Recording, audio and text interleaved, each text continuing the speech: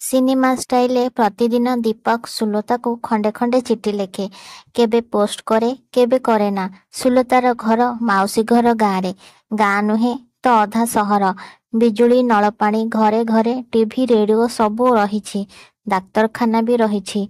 माउसी घरठू 5टा घर छाड़ी सुलतार घर उज्ज्वल श्यामल वर्ण अपूर्व तार आखि जोड़िक देखिला क्षणी आखि जेमिति अन्यर हृदय को टाणी धरिब मोटे छाड़बनी। सुलतार भाई संगरे दीपकर माउसी पुओ भाई नरेश सांग केते थर नरेश सांगरे से सुलता घर को जाइछि। नरेश हसी हसी सुलतार भाई अशोक को कहे, अरे अशोक तू हांडिक भात खाई केड़े गंडी कलुणु हेले लता पानी पी रही ना कौन? दिनकू दिन सुखी जाऊे। डाक्तर को नहीं देखौन कहीं? पाखरे तो डाक्तरखाना। अशोक कहे, छाड़ छाड़ से कथा केते चिकित्सा कलुणी आमे टुणुक्वाटुणी होमिओपाथी कबिराज एलोपाथी सबू सरिलाणी। बो 12 व्रत 13 ओषा करी बिछଣା धरिलाणी। से तो जेउ काठी की सेई काठी मु सेथिपाई बेसी बेसी खाऊची काले मु तापरी होईजिबी। कहू कहू हो हो होई हसी उठे अशोक। दीपक किछि कहि पारे ना। ता पक्षरे कहिबाटा अबांछित हेब। से केवल सुलतार कटिदेश हाथ और गोड़ आंगुली को चाही रहे। मुह को सीधा सड़क चाहिले बिजुली मारे छाती असह्य हुए देह मन। दीपक घर को फेरी किछि कथा कहे ना सोईपड़े चुपचाप। माउसी पाटी करी कहे, केबे केमिति आसी एणे तेणे बुलुछु नरी सांगरे? से तो घरे रहे ना बाकी तू ता सांगरे पड़ी बाया हेउछु। मौसा हाटरू मांस आनिछंती रंधा सरिलाणी। गाधोई पड़ी दुई भाई एकाठी बसी खाईदेब। माउसी मौसा कौन जानती पुतुर आसीछि बोली भल मंद खाइबाकू नहीं आसती। नरेश आउ सिए बुली बुली हालिया नहेले खाआंती नहीं। जहा घर को जीवे से जेमिति हेले किछि खाइबाकू देब नहेले मन कष्ट करिब। आउ सुलता घर को गले छाई छाई पेट पुरी जाए। कौन हुए दीपकर से किछि बुझी पारे ना। एइटा कौन प्रेम ना गुणी? दीपक फिजिक्स छात्र केमिस्ट्री बायोलोजी पढ़ी नुआ नुआ चाकरी करिछि। नरेश आउ से कला विभाग रे चाकरी करती। प्रेमर केमिस्ट्री कौन ना एटा कौन गोटे भाइराल डिजीज। थरे अटैक कले भल हेबा मुस्किल। छुट्टी सरीजिव घर को जीवाकू हेब। बापा केते थर फोन कलेणी। जेजेमा व्यस्त नाती बाहागर देखी मरिब। गोटाए बोली नाती नातुणी ताठू 10 वर्ष बड़। बाहा हबार वर्षक परे स्वामीर गाड़ी आक्सीडेंट रे मृत्यु हैला। से दिनु आसी बाप घरे रहुछि। पिलाटाए पेटरे मरी जाइथिला। कुनी अपा आउ बाहा हेलानी। बापा ता नामरे 2 बखरा घर आउ जल जमी 2 माण लेखि देई जाइथिले। दीपक बोउ जेजेमा कला जाए पाठ पढ़ुथिला। एबे नुआ नुआ चाकरी करिछि। कुनी अपार मुंडबाल पाचिलाणी। सादा हाथरे लुहा चूड़ी पटे पटे आउ हाथ बड़ा ठाकुर घरे तार समय कटे। दिने से दीपक को कुंडेई धरी कहला, दीपू तू मोर भाई नुह तू मोर पुओ। मो संपत्ति तो नारे लिखि देइछि। तू शीघ्र बाहा होई पड़। बो न देखिला नहीं मो अंततः टिके शांति मरिबी। मु गोटे जगह को प्रस्ताव पठाइछि तू राजी हेले हेला। तू देखिबू मोर दुखे सुखे चलुछे। भल झीलटीए दरकार देखिबाको सुंदरी। अपा मुहरे हाथ देई दीपक कहला, थाउ थाउ से कथा कहना। वर्षे चाकरी होइनी ता छड़ा कौन मनरे जहा अछि स्पष्ट करी मते कहिलु।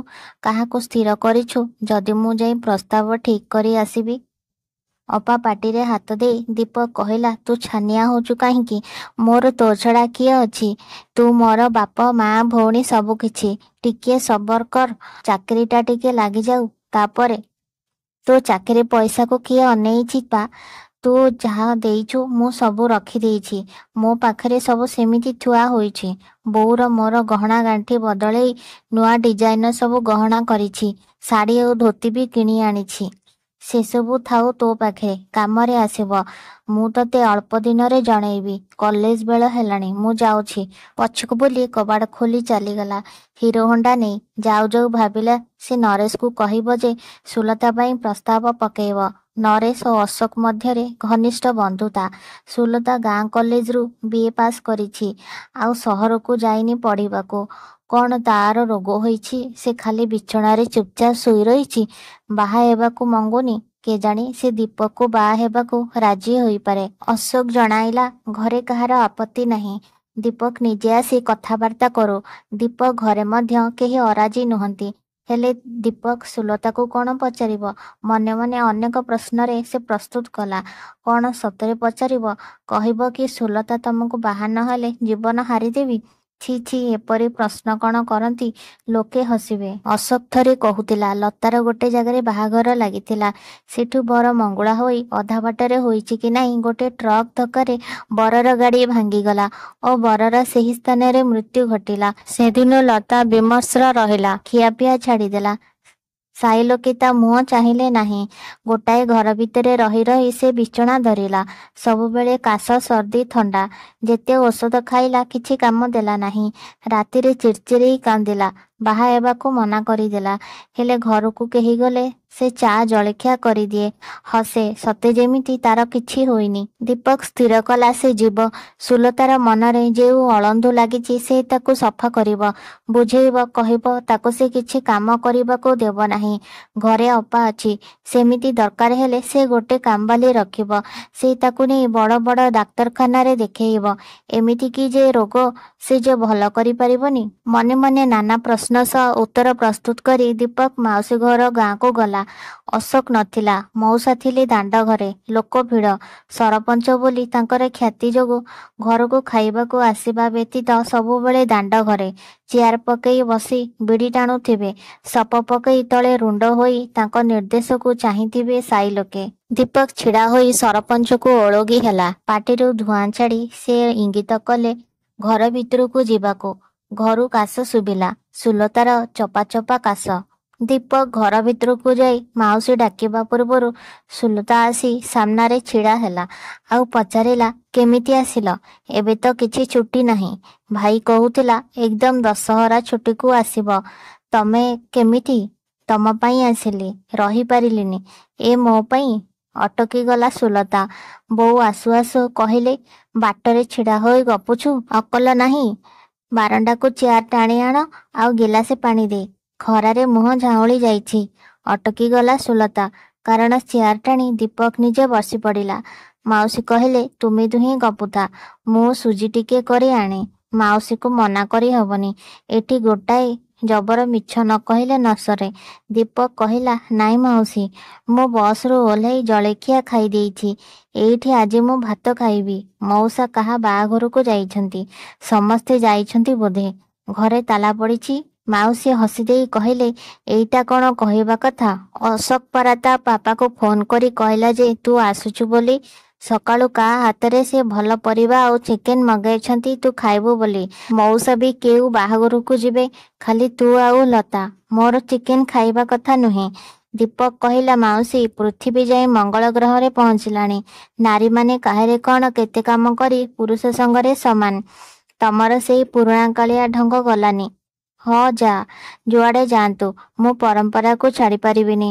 ଲତା ଓଠରେ ଆଙ୍ଗୁଠି ଚାପି ନିର୍ଦ୍ଦେଶ କଲା ଚୁପ୍ ରହିବାକୁ। ମାଉସୀ ବାରିପଟକୁ ଗଲେ, କିଏ ଡାକିଲାରୁ? ଦୀପକ ଏଇ ସୁଯୋଗରେ ପଚାରିଲା, ତମେ ଏଡ଼େ ନିଷ୍ଠୁର କାହିଁକି? ତମେ ଜାଣିନ ଲତା, ମୁଁ ତୁମକୁ କେତେ ଭଲ ପାଏ।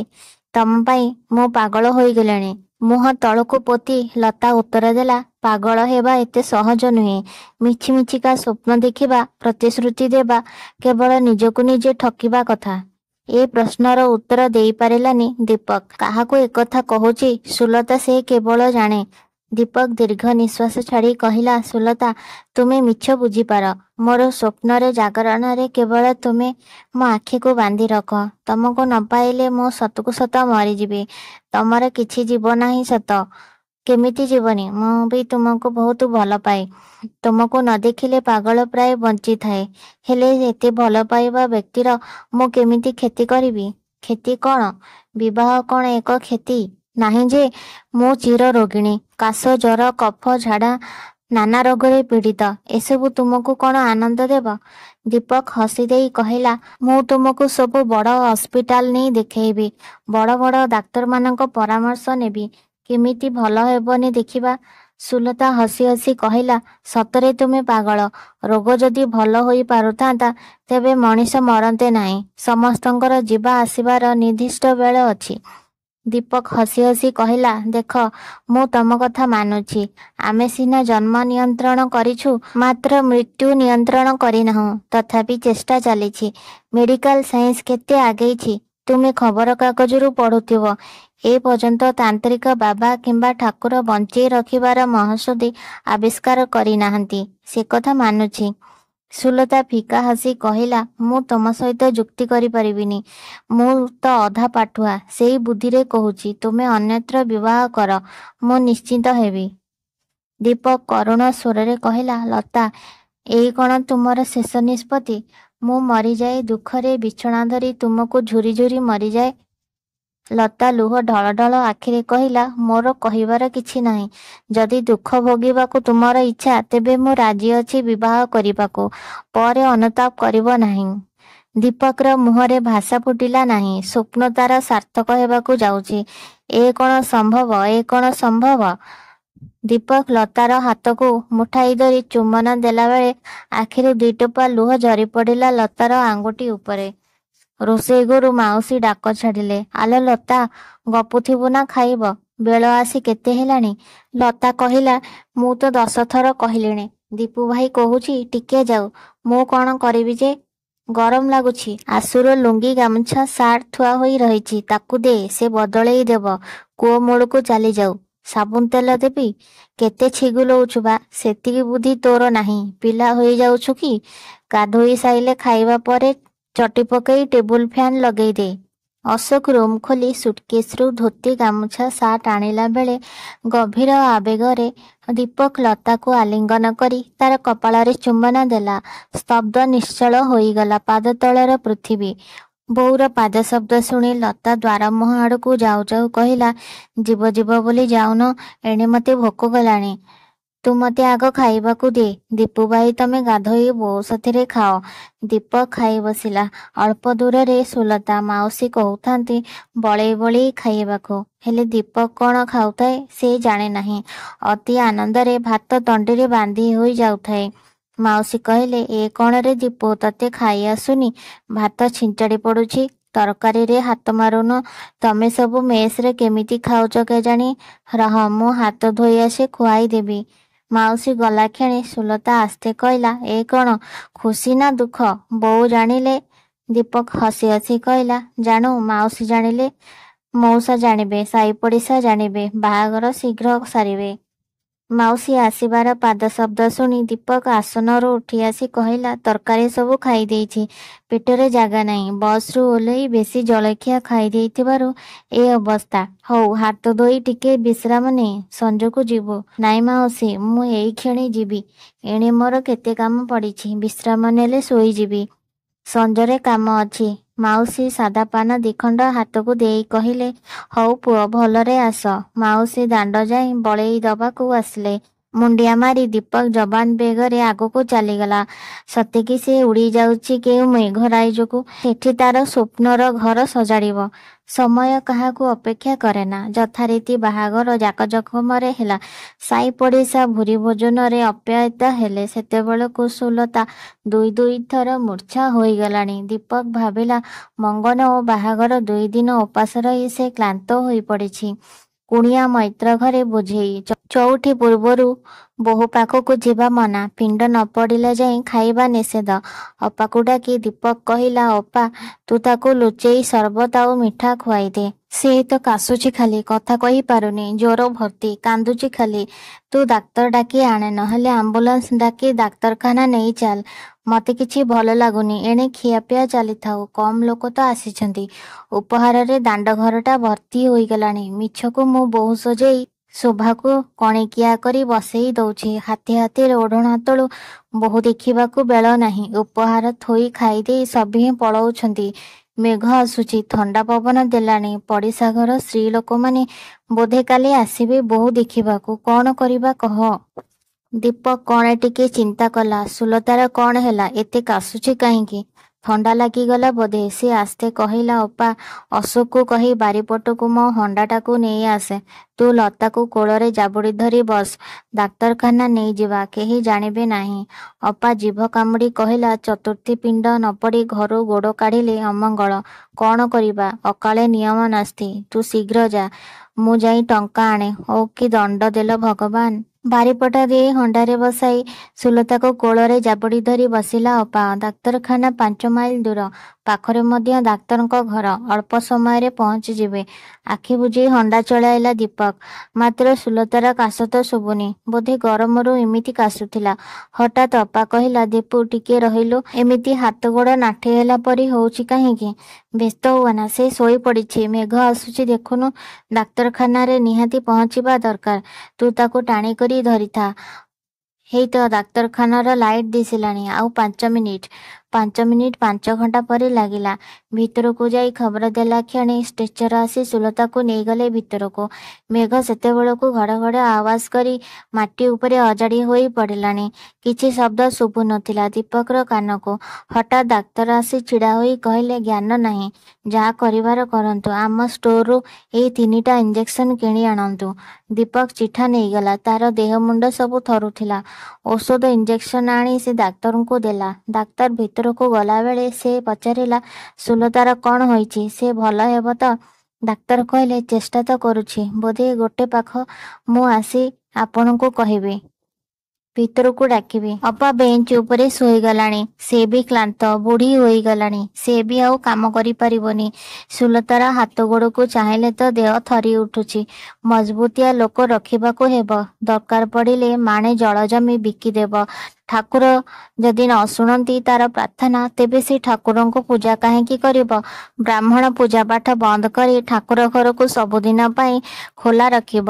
ଗାଁ ଲୋକେ ପୂଜା କରନ୍ତୁ, ସେ କିନ୍ତୁ ଯିବନି। କେବେ କେମିତି ଭଲ ମନ୍ଦ ଦିନରେ ଅପା ତା ହାତ ଧରି ଠାକୁର ଘରକୁ ନେଇଯାଏ। ଜବରଦସ୍ତ ମୁଣ୍ଡିଆ ମରାଏ। କେଉ ବାପ ଅଜା ଅମଳର ଠାକୁର ଘର କାନ୍ଥକୁ ଲାଗି ରହିଛି। ସେପଟ ଘରେ ଅପା ଶୁଏ। ଏତିକି ବେଳେ ଡାକ୍ତର ଆସି କହିଲେ, ବ୍ୟସ୍ତ ହେବେନି, ତାଙ୍କର ଚେତା ଫେରିଛି। ଆପଣଙ୍କୁ ଖୋଜୁଛନ୍ତି। ଯେକୌଣସି ମୁହୂର୍ତ୍ତରେ ଚେତା ଚାଲି ଯାଇପାରେ। ଗୋଟାଏ ଷ୍ଟ୍ରୋକ୍ ହୋଇଯାଇଛି। ଥରିଲା ପାଦରେ ଦୀପକ ସେ ରୁମ୍ ଭିତରକୁ ଗଲା କ୍ଷଣି ନର୍ସ କମ୍ପାଉଣ୍ଡର ଚାଲି ଆସିଲେ। ସେ ଲତାର ହାତରେ ହାତ ମାରି ହଲାଇ ଦେଲା କ୍ଷଣି ଲତା ଢିମା ଢିମା ଆଖିରେ ଚାହିଁ କହିଲା, ଏବେ ମୁଁ ଚାଲିଲି, ଆଉ ବଞ୍ଚିପାରିବିନି। ତୁମକୁ ରାଣ ରହିଲା। ତମେ ଆଉଥରେ ବିବାହ କରି ଖୁସି ରୁହ। ସେଥିରେ ମୁଁ ପରପାରିରେ ଖୁସି। ଖୁସି। ଓଠ ଜାବୁଟି ହୋଇଗଲା ମନକୁ ମନ। ହିକା ହିକା ଲାଗି ରହିଗଲା 2-3ଟା। ନର୍ସ ଧାଇଁ ଯାଇ ଡାକ୍ତର ବାବୁଙ୍କୁ ଡାକି ଆଣିଲା। ସେ ଷ୍ଟେଥୋ ଦେଇ ଛାତି ଦେଖିଲି, ନାଡ଼ି ଚିପିଲି। ସୁଲତାକୁ ହଲାହଲି କଲେ, ହେଲେ କିଛି ସ୍ୱର ଶବ୍ଦ ନାହିଁ। ଡାକ୍ତର ବ୍ୟସ୍ତ ହୋଇ କହିଲେ, ଆପଣ ପେସେଣ୍ଟକୁ ଆଣିଲା ବେଳକୁ ଗୋଟେ ପଟ ଷ୍ଟ୍ରୋକ୍ ହୋଇ ପାରାଲିସିସ୍ ହୋଇଯାଇଥିଲା। ଏବେ ଅନ୍ୟ ପଟଟା ବି ହୋଇଗଲା। ଆମେ ନାକରେ ଅକ୍ସିଜେନ ଦେଇ ଓ ଅନ୍ୟାନ୍ୟ ଯନ୍ତ୍ରପାତି ମାଧ୍ୟମରେ ତରଳ ଖାଦ୍ୟ ଟିକେ ତଣ୍ଟି ବାଟେ ଦେଇଛୁ। ଆଉ କିଛି କରିବାର ନାହିଁ। ଏ ବହୁତ ଦିନର ରୋଗ। ଆଗକୁ ଟ୍ରିଟମେଣ୍ଟ ବୋଧେ କରିନାହାନ୍ତି।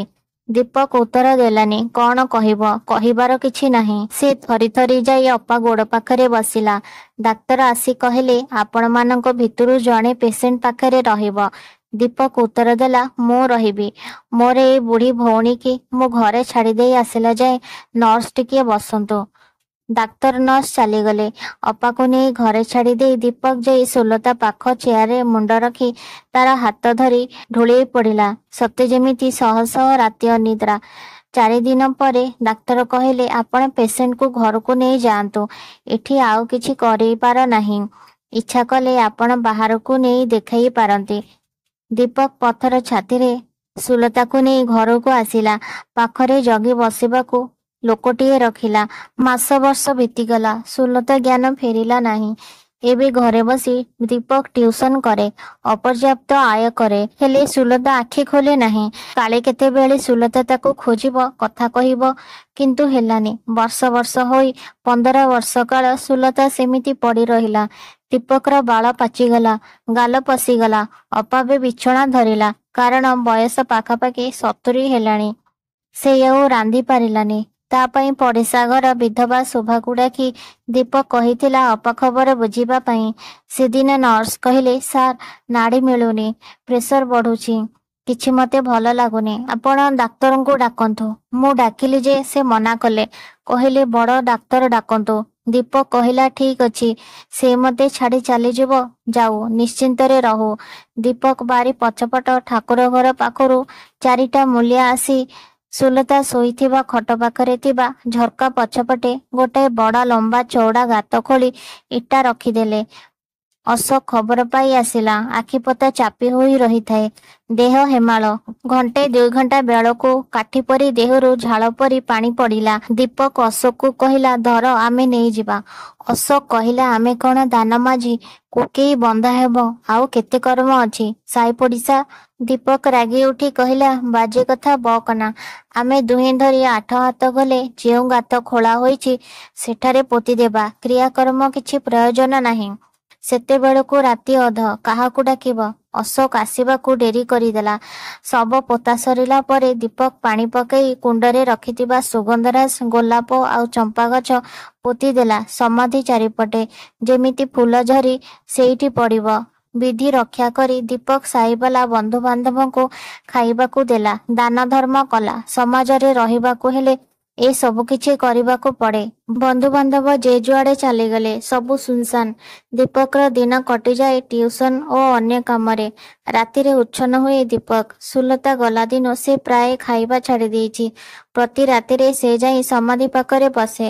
ନିଦରେ ସେ ସେଇଠି ଶୋଇପଡ଼େ। ଶୋଭା ଯାଇ ଡାକେ, ହଲେଇ ଦେଇ କହେ, ଦୀପୁ ଭାଇ, ଅପା କାନ୍ଦୁଛି, ତୁ ଘରକୁ ଚାଲ, ମୁଁ ଦାଣ୍ଡ କବାଟ ଦେବି। ସେଦିନ ତୋଫା ଜହ୍ନ ପଡ଼ିଥିଲା। ଫୁଲର ବାସ୍ନାରେ ଚତୁର୍ଦ୍ଦିଗ ମହକୁଥିଲା। ଦୀପକ ଯାଇ ପାଚେରୀକୁ ଆଉଜି ଖଣ୍ଡିଆ ପଥର ଉପରେ ବସିଲା। ଧୀରେ ଧୀରେ କହିଲା, ଆଉ ନୁହେଁ, ଏବେ ତୁମ ପାଖକୁ ଯାଉଛି। ବହୁତ ଦିନ ଅପେକ୍ଷା କଲି, ଏବେ ଆଉ ପାରୁନି, ତମ ପାଖରେ ଟିକେ ବସିବି। କହୁ କହୁ ଉଠି ପଡ଼ୁ ପଡ଼ୁ ସେ ସୁଲତାର କବର ଉପରେ ଗଡ଼ି ପଡ଼ିଲା। ପାଟିଟା ତାର ମେଲା ହୋଇଗଲା। ଛାତି ଚିରି ପବନଟାଏ ବାହାରିଗଲା ପାଟି ବାଟେ। ଆକାଶର ଜହ୍ନ ଲୁଚିଗଲା କଳା ବାଦଲ ଭିତରେ। ପବନରେ ମେଞ୍ଚା ମେଞ୍ଚା ଫୁଲ ତା ଉପରେ ବିଛାଡ଼ି ହୋଇ ପଡ଼ିଲା। କାଉ, କୋଇଲି, କଜଳପାତି ଏକା ସାଙ୍ଗରେ କରୁଣ ସ୍ୱରରେ ବାହୁନି ଉଠିଲେ। ସୁଲତାର ସମାଧିକୁ ଜାବୁଡ଼ି ଧରି ଦୀପକ ଶୋଇଥିଲା ଯେ ସେ ଶୋଇଥିଲା। ଦୀପକର ମେଲା ହୋଇଥିବା ପାଟିରେ ଟୋପା ଟୋପା ଆକାଶର ଲୁହ କାକର ଝରି ପଡ଼ୁଥିଲା। କାହାଣୀଟି ଯଦି ଆପଣମାନଙ୍କୁ ପସନ୍ଦ ଆସୁଥାଏ ତେବେ ଭିଡ଼ିଓଟିକୁ ଲାଇକ୍, ସେୟାର, କମେଣ୍ଟ କରନ୍ତୁ ଏବଂ ଚ୍ୟାନେଲକୁ ସବସ୍କ୍ରାଇବ କରନ୍ତୁ।